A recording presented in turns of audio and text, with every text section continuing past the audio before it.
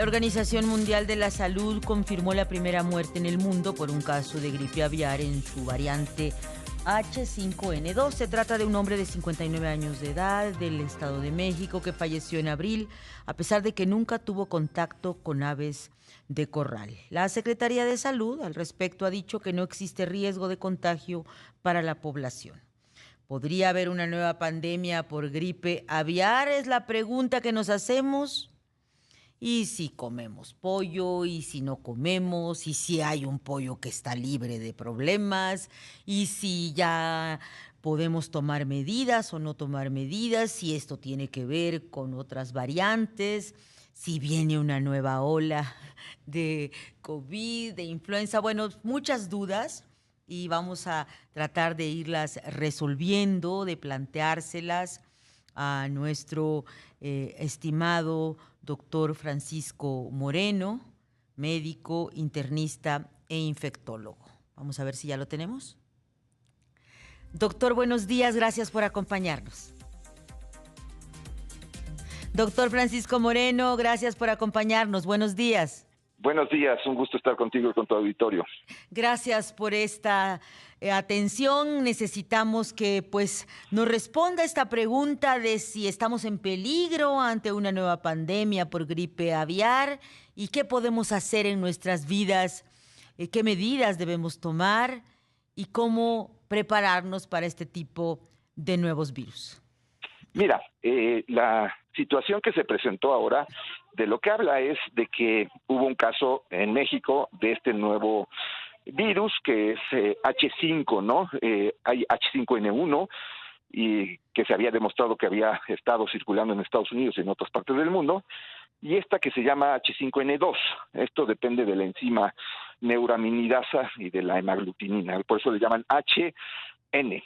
Ahora, no estamos en un estado de alarma. ¿Por qué? Porque no se ha documentado todavía que este virus pueda transmitirse de humano a humano. Cuando eso suceda, pues entonces sí tendremos que tomar más medidas. Ahora, el problema es que mientras más exposición hay a los animales que transmiten estos virus, más se da la oportunidad de que exista esta transmisión de humano a humano. En el caso particular de lo que pasó en México, esa es una de las cosas que queda un poquito de interrogante.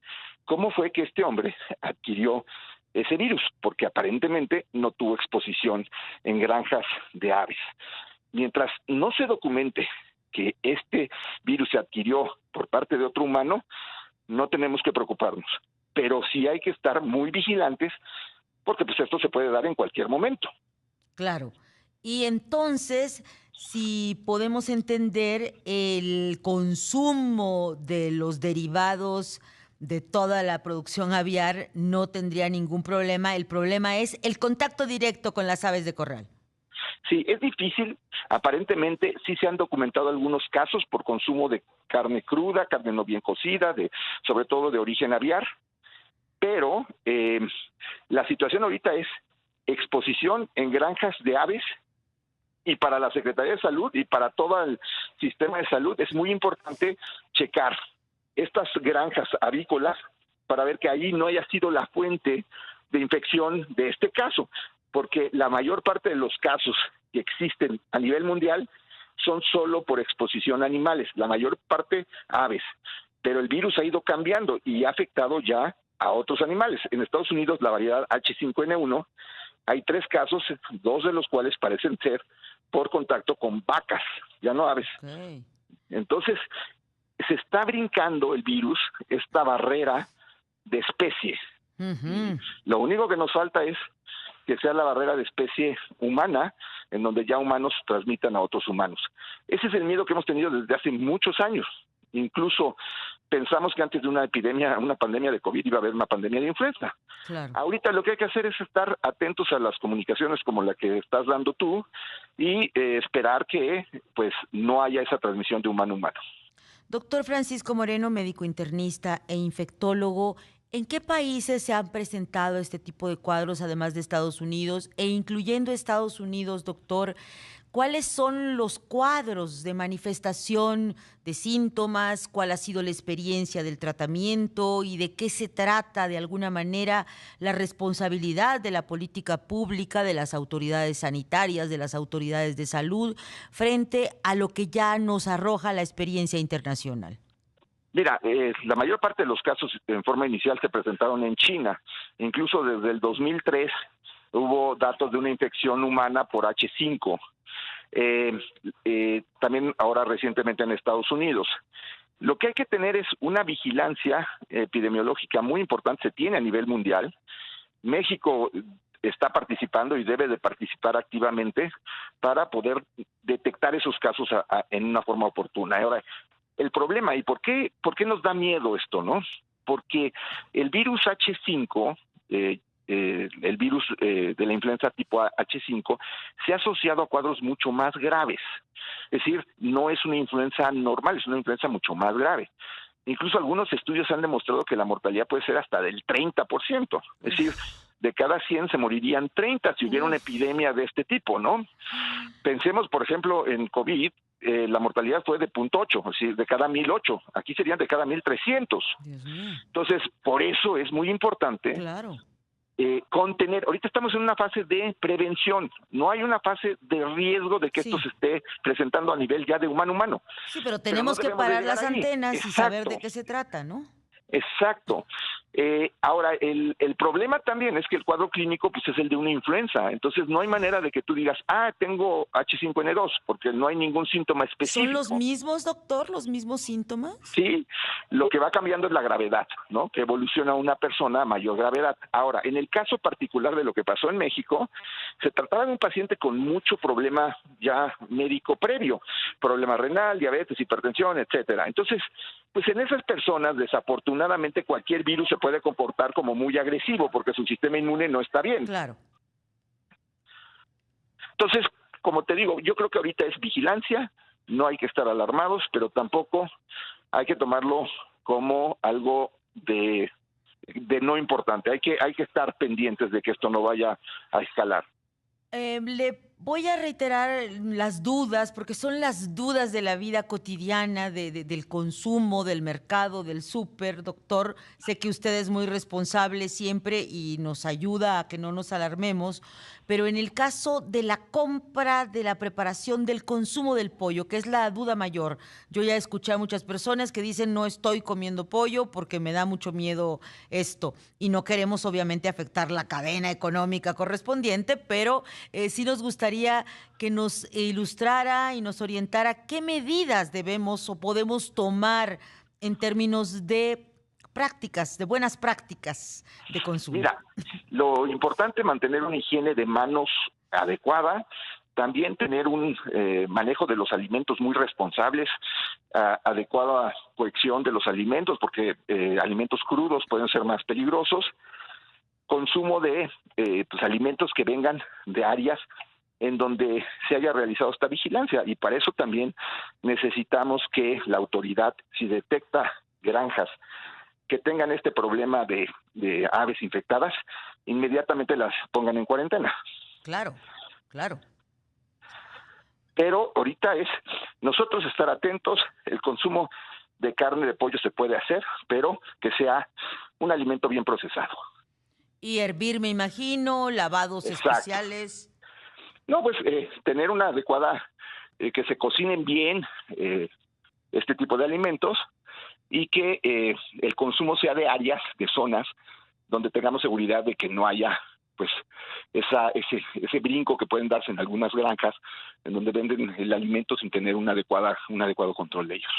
Doctor Francisco Moreno, médico internista e infectólogo, le robamos unos minutitos más aprovechando que lo tenemos para preguntarle, contamos con novedades sobre el comportamiento de todo lo que tiene que ver con COVID, de influenza en México, nuevas formas de manifestarse y nuevos cuidados que debemos tomar. Mira, COVID pues sigue circulando, sigue habiendo casos, la mayor parte de los casos mucho menos agresivos. ¿Por qué? Porque tenemos ya defensas por exposición previa o por vacunas. y realmente pues los casos que son más graves son en personas que tienen enfermedades preexistentes. Entonces, sí ha habido nuevas variantes.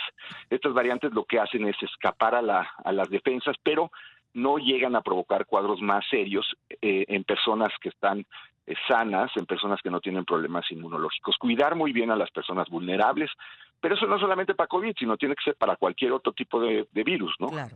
Entonces, si tienen, sigo insistiendo que si alguien tiene gripa, pues vale la pena que se ponga un cubrebocas, independientemente del virus que tenga, pues va a prevenir que lo ande transmitiendo. Entonces, ojalá y esa medida se hiciera, pero con COVID estamos en una situación en donde sigue habiendo casos, pero no graves y no de alarmarnos.